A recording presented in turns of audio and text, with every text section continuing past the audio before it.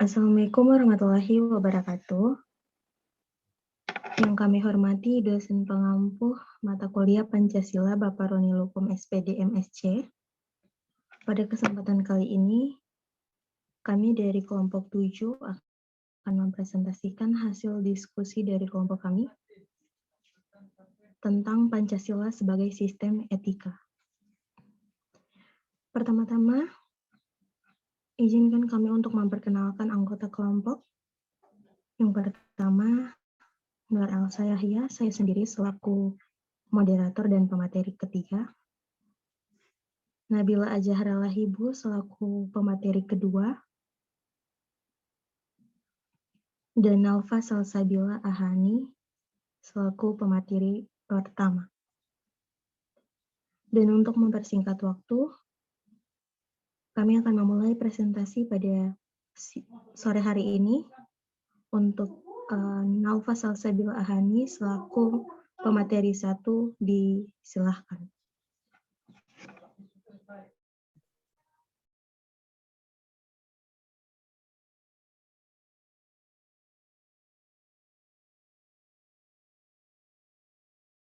Baiklah, saya Nalfa Salsabila Ahani, saya akan menjelaskan mengenai materi kami, yaitu Pancasila sebagai sistem etika. Pancasila sebagai suatu sistem etika pada hakikatnya merupakan suatu nilai sehingga merupakan sumber dari segala penjabaran, norma baik, norma hukum, moral maupun norma kenegaraan lainnya. Pada hakikatnya, Pancasila bukan merupakan pedoman dalam suatu tindakan atau aspek praksis, melainkan suatu nilai-nilai yang bersifat mendasar. Etika. Etika merupakan suatu pemikiran kritis dan mendasar tentang ajaran-ajaran dan pandangan-pandangan moral. Etika adalah ilmu yang membahas tentang bagaimana dan mengapa kita mengikuti suatu ajaran tertentu, atau bagaimana kita bersikap dan bertanggung jawab dengan berbagai ajaran moral. Etika sebagai ilmu dibagi dua, yaitu etika umum dan etika khusus. Etika umum membahas prinsip-prinsip umum yang berlaku bagi setiap tindakan manusia. Dalam falsafah Barat dan Timur, seperti di Cina, dan seperti dalam Islam.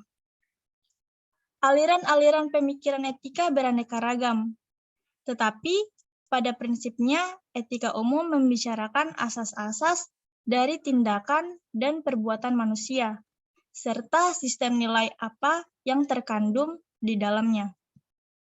Etika khusus dibagi menjadi dua, yaitu etika individual dan etika sosial. Etika individual membahas kewajiban manusia terhadap dirinya sendiri dan dengan kepercayaan agama yang dianutnya, serta panggilan nuraninya, kewajibannya, dan tanggung jawabnya terhadap Tuhannya. Etika sosial di lain hal membahas kewajiban serta norma-norma sosial yang seharusnya dipatuhi dalam hubungan sesama manusia, masyarakat, bangsa, dan negara. Etika sosial meliputi cabang-cabang etika yang lebih khusus lagi seperti etika keluarga, etika profesi, etika bisnis, etika lingkungan, etika pendidikan, etika kedokteran, etika jurnalistik, etika seksual, dan etika politik. Nilai atau value adalah kemampuan yang dipercayai yang pada suatu benda untuk memuaskan manusia, sifat dari suatu benda yang menyebabkan menarik minat seseorang atau kelompok. Nilai adalah sesuatu yang berharga, berguna, memperkaya batin, dan menyadarkan manusia akan harkat dan martabatnya. Nilai bersumber pada budi yang berfungsi mendorong dan mengarahkan atau motivator sikap dan perilaku manusia. Nilai sebagai suatu sistem merupakan salah satu wujud kebudayaan di samping sistem sosial dan karya. Nilai terbagi atas 3, yaitu nilai dasar, nilai instrumental, dan nilai praksis. Yang pertama, nilai dasar.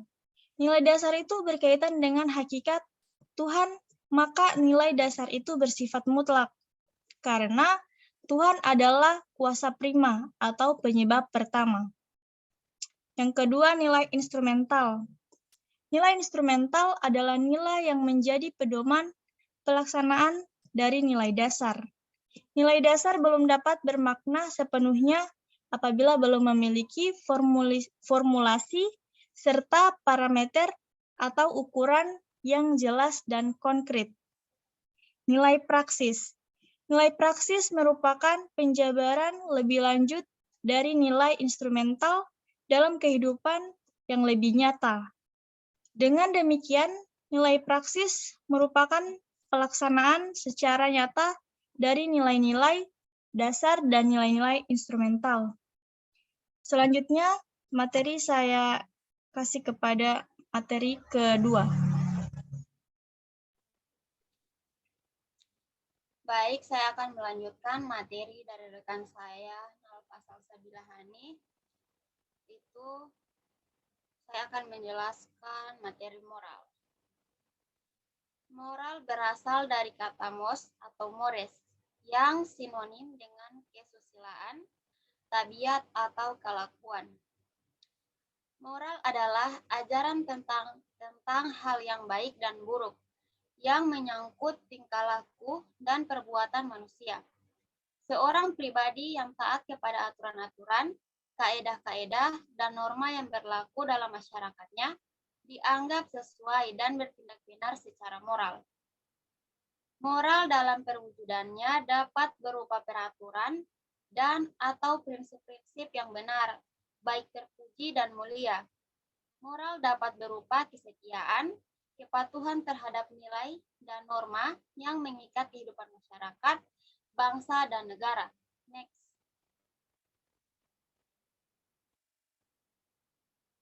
Norma.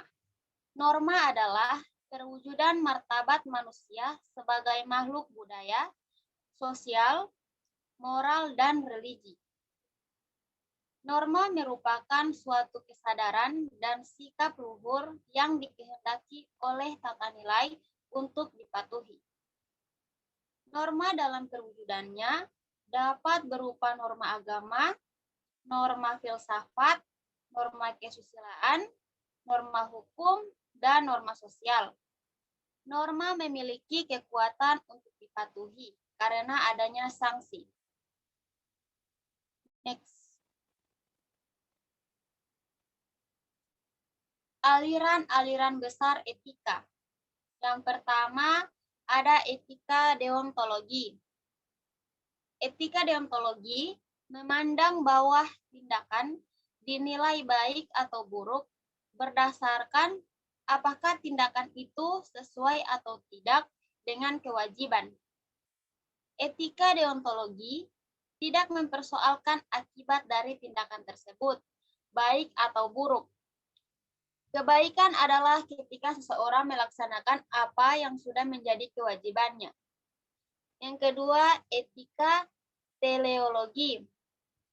Pandangan etika teleologi berkebalikan dengan etika deontologi, yaitu bahwa baik buruk suatu tindakan dilihat berdasarkan tujuan atau akibat dari perbuatan itu. Etika teleologi membantu kesulitan etika deontologi. Kita menjawab apabila dihadapkan pada situasi konkret, ketika dihadapkan pada dua atau lebih kewajiban yang bertentangan satu dengan lain. Baik, itulah penjelasan dari saya. Materi selanjutnya akan dijelaskan oleh rekan saya, Elsaya ya.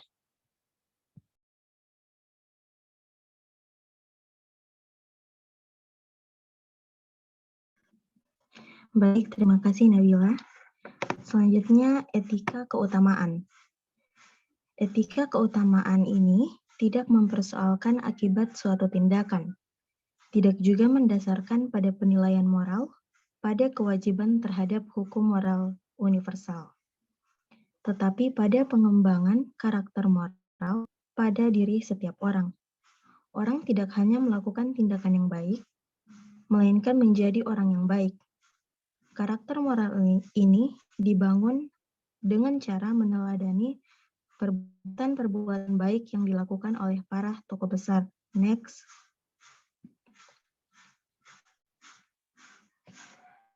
Selanjutnya adalah etika Pancasila. Etika Pancasila adalah etika yang mendasarkan penilaian baik dan buruk pada nilai-nilai Pancasila, yaitu nilai ketuhanan.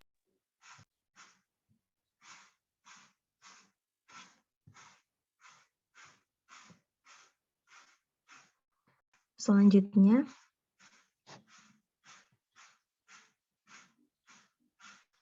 nilai kemanusiaan, persatuan, kerakyatan, dan keadilan. Suatu perbuatan dikatakan baik bukan hanya apabila tidak bertentangan dengan nilai-nilai tersebut, namun juga sesuai dan mempertinggi nilai-nilai Pancasila tersebut. Selanjutnya, Pancasila sebagai sistem etika. Indonesia memakai Pancasila sebagai sistem etika yang berdasarkan dengan nilai dari kelima Pancasila. Kelima sila ini berfungsi sebagai sistem aturan atau pedoman bagi seluruh rakyat Indonesia dalam kehidupan bermasyarakat dan berbangsa dalam kesehariannya. Sila pertama yang berupa nilai spiritualitas yang mengandung dimensi moral mengingatkan manusia agar selalu dekat dengan Sang Maha Kuasa sesuai dengan agama yang dipercayainya. Sila ketiga yang berarti peraturan mengandung nilai solidaritas, kebersamaan, dan cinta tanah air yang harus dimiliki setiap warga negara. Dan sila keempat berisikan makna tentang sikap mau mendengarkan dan menghargai orang lain untuk mewujudkan terjaganya kerukunan berbangsa. Dan sila terakhir merupakan nilai kepedulian terhadap orang lain dan saling membantu agar semua masyarakat dapat hidup dengan damai. Dalam hal ini, etika Pancasila akan lebih cocok dikaitkan dengan etika keutamaan atau etika kebajikan. Namun, etika ini juga mengandung sedikit dari nilai etika teleologi dan deontologi. Etika tersebut memiliki keutamaan yang lebih dominan, berkaitan dengan etika Pancasila, karena yang mencerminkan 4 tabiat saleh yang berhubungan keadilan, kebijaksanaan, keteguhan, dan kesederhanaan. Baik, itulah hasil diskusi dari kelompok kami mengenai Pancasila sebagai sistem etika. Dari materi yang kami bawakan ini, kami menyimpulkan bahwa Pancasila dan etika adalah dua hal yang dapat dipisahkan. Yang tidak dapat dipisahkan karena merupakan suatu sistem yang membentuk satu kesatuan yang utuh, saling berkaitan satu dengan yang lain, yang dijadikan pedoman dalam kehidupan bermasyarakat, berbangsa, dan bernegara.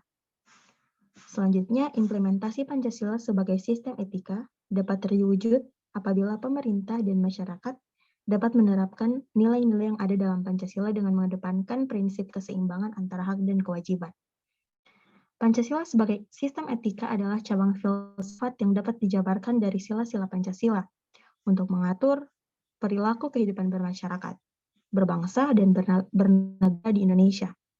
Oleh karena itu, di dalam etika Pancasila terkandung nilai-nilai ketuhanan, kemanusiaan, persatuan, kerakyatan, dan keadilan. Kelima nilai dasar tersebut membentuk manusia Indonesia dalam semua aspek kehidupannya. Pentingnya Pancasila sebagai sistem etika bagi bangsa Indonesia ialah menjadi rambu normatif untuk mengatur perilaku kehidupan bermasyarakat, berbangsa, dan bernegara di Indonesia. Dengan demikian, pelanggaran dalam kehidupan bernegara seperti korupsi, penyalahgunaan kekuasaan dapat diminimalkan. Baiklah, itu saja hasil presentasi kita dari kelompok 7 pada sore hari ini mengenai Pancasila sebagai sistem etika. Kami dari kelompok 7 mengucapkan terima kasih atas perhatiannya dan mohon maaf jika masih terdapat banyak kesalahan kami lakukan. Demikian akhir presentasi saya dan kelompok saya. Semoga bermanfaat untuk kita semua dan semoga apa yang disampaikan barusan adalah awal untuk kita menerjang badai kehidupan. Untuk sebagai kalimat penutup, Assalamualaikum warahmatullahi wabarakatuh. Terima kasih.